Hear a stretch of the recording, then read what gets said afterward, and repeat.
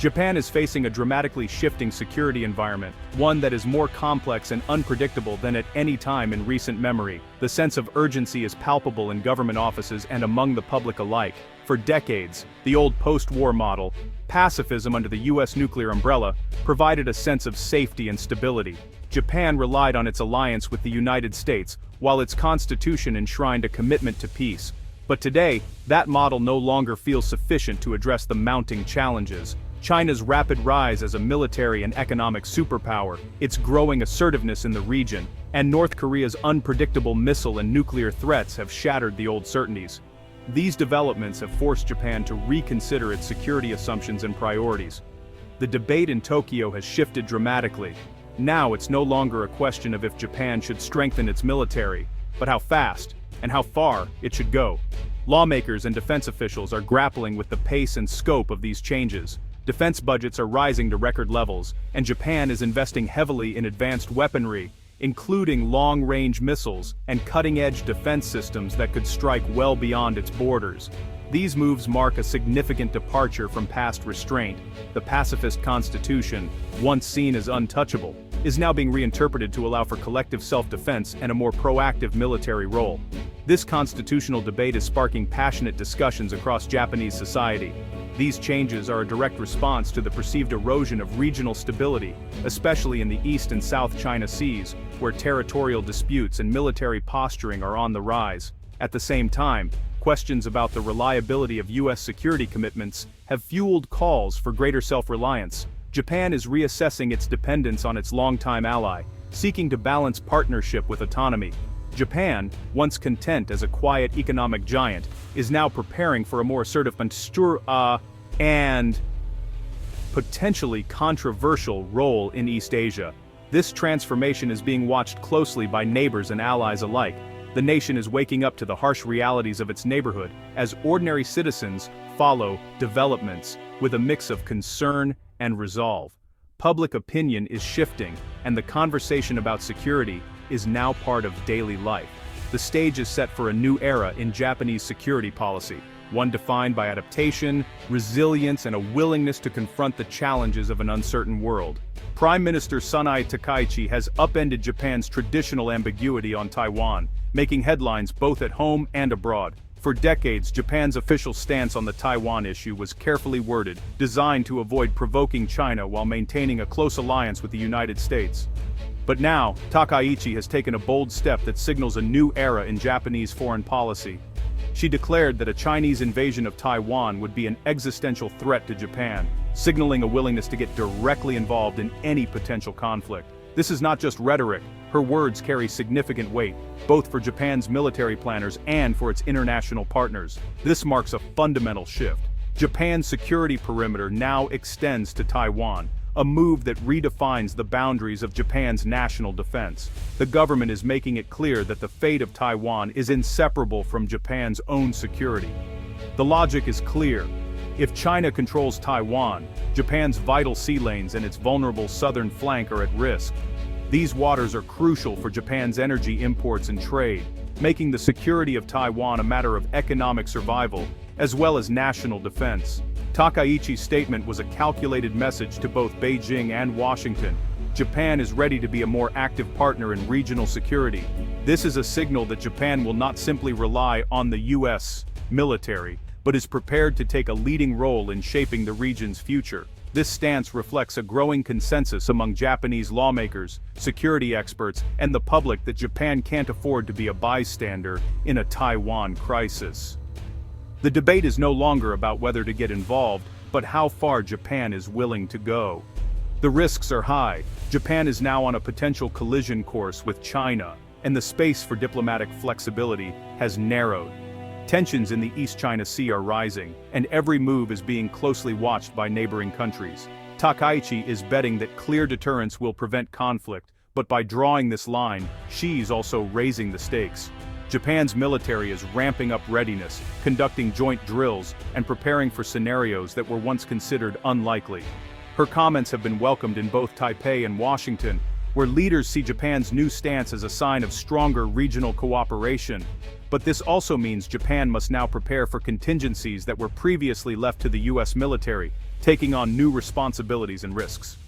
The era of strategic ambiguity is over. Japan's intentions are now clear, and the world is taking notice of this dramatic policy shift. Japan's red line is now unmistakable, a visible boundary that signals its commitment to defending its interests and supporting Taiwan. The region is watching closely, aware that the decisions made in Tokyo could shape the future of East Asia for years to come. China's response to Takaichi's statements was swift and furious. Beijing accused Japan of interfering in its internal affairs and reviving militarist ambitions. For China, Taiwan is a core sovereignty issue, and any foreign involvement is deeply provocative. Japan's colonial history in Taiwan adds fuel to the fire, making Takaichi's comments a historical insult as well as a strategic challenge. China sees Japan's stance as part of a broader US-led effort to contain its rise. The strengthened US-Japan alliance reinforces Beijing's sense of encirclement, nationalism and historical grievance drive China's domestic response, rallying public support. The result? A diplomatic firestorm, rooted in both genuine strategic concern and calculated political maneuvering. The past and present are colliding, escalating tensions to new heights. The Takaichi Doctrine marks a clear break from Japan's post-war restraint. Defense spending is rising toward NATO levels, and Japan is acquiring long-range missiles for counter-strike capability. Supporters say this is necessary deterrence in a dangerous neighborhood. Critics warn it could provoke an arms race and undermine Japan's pacifist legacy. The move is controversial at home, where many still value Japan's pacifist identity. Takaichi's government frames it as rebalancing, not remilitarization, adapting to new threats, not reviving old ambitions. The goal: restore deterrence, reduce reliance on the US, and ensure Japan can defend itself. The debate is fierce, but the direction is clear. Japan is fundamentally rethinking its security. Japan and China's economies are deeply intertwined, but political distrust is rising fast. China is Japan's largest trading partner, and Japan is vital to China's tech ambitions. Yet, Takaichi's hawkish policies and the Taiwan issue have made economic decoupling a real possibility. Japanese companies in China now face growing risks, from boycotts to regulatory pressure. In response, Japan is pushing economic security, subsidizing companies to move critical production out of China. The goal: de-risk supply chains and reduce dependence on a strategic rival. Full decoupling would hurt both economies, but the trend is toward greater caution and separation. Economic ties restrain outright hostility, but strategic competition is pulling the nations apart. The relationship is now a tense balance of mutual dependence and deepening mistrust. The shadow of history looms over Japan-China relations. China's memory of Japanese wartime aggression remains vivid, fueling resentment and nationalism. Japan, meanwhile, feels it has apologized enough and resents being held perpetually accountable. Nationalist leaders like Takaichi argue for moving beyond the past and asserting Japan's identity as a normal power. This clash of narratives stokes pride and intransigence on both sides. Every dispute, over islands, history, or Taiwan, becomes a test of national honor.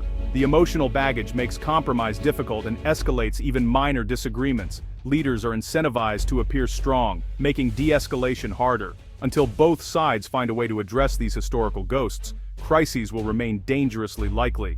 The past is never far from the present in East Asia.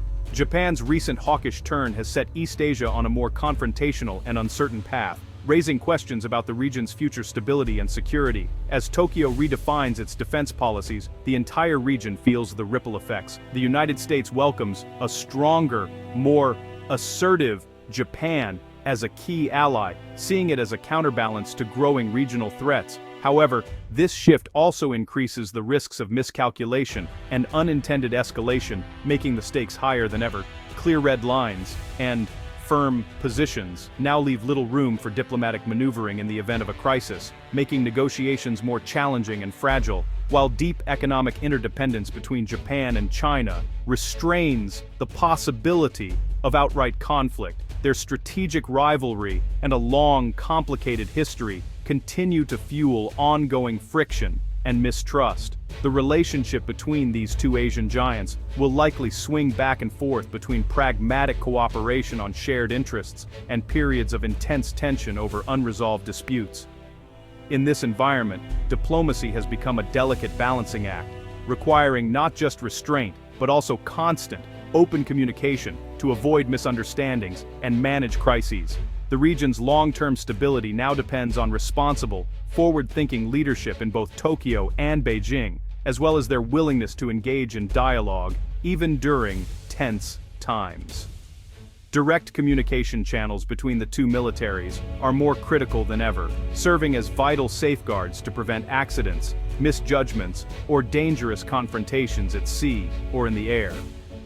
Japan's new defense posture is not just a temporary reaction, but a structural response to a rapidly changing world order and shifting power dynamics in East Asia.